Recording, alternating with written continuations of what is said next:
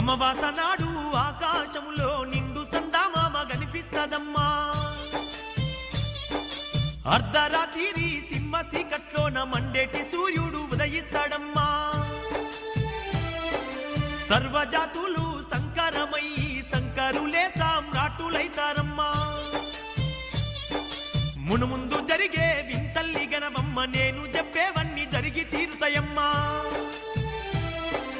వావి వరసలు మచ్చు కన్నా లేక మానవత్వమే చచ్చిపోతుందమ్మా. పగలేమో అన్నా చెల్లెళ్ళు అనుకుంటూ రాత్రుళ్ళు రతులల్ల మునిగిపోతారమ్మా. అతి తిండి అతి నిద్ర వల్ల ఈ జనులు విపరీత వ్యాధులతో బాధపడతారమ్మా.